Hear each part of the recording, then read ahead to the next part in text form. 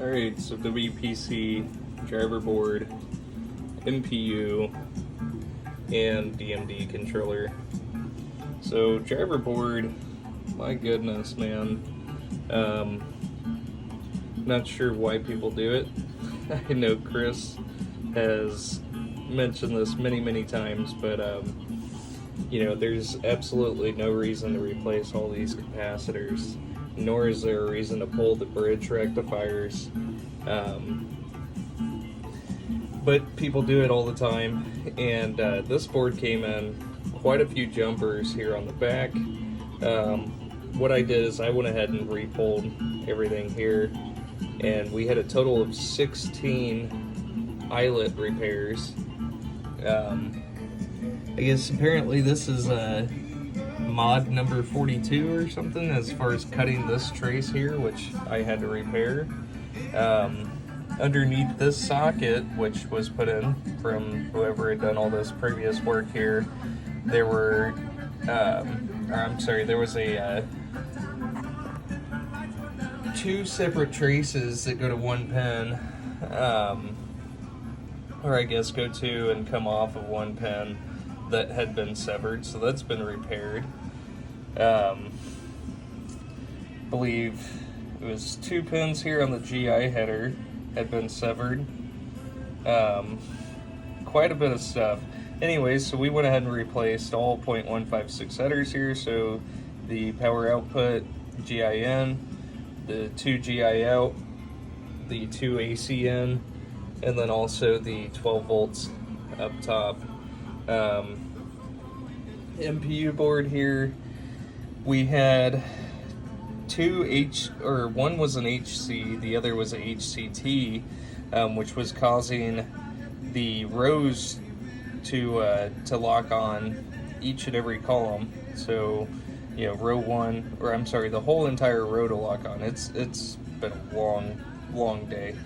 But anyways, that's all been corrected.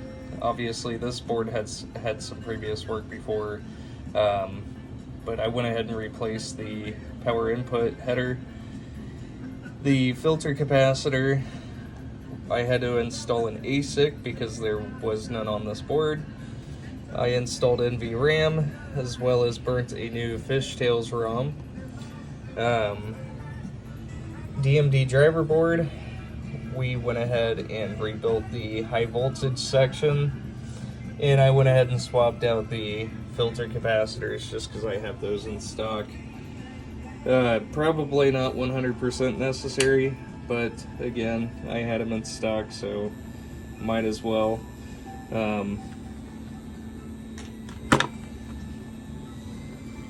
And so we've got the lamp matrix dancing, and just waiting for this to go through. So enter into test report.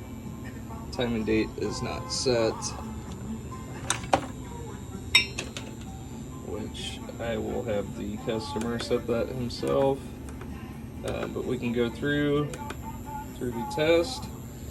So the one switch that you see closed there is switch number 24, which is an always closed switch here on WPC. And we'll go ahead and pick up rows 7 and 8. And then also we can test the coin door switches.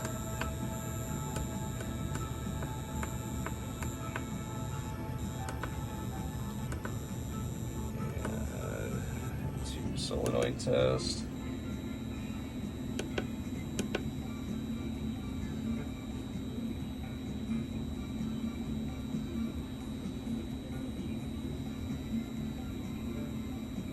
Telling you, these late nights are getting harder and harder the older I get.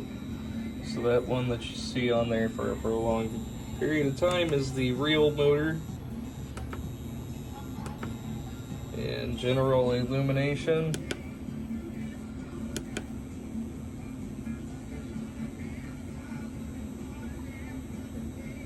So it's going to go through and dim each of these strands here. Last two here together, and those are working correctly. And I don't have a soundboard attached. Go ahead and test the lamps and flashers. And those are all working. And display.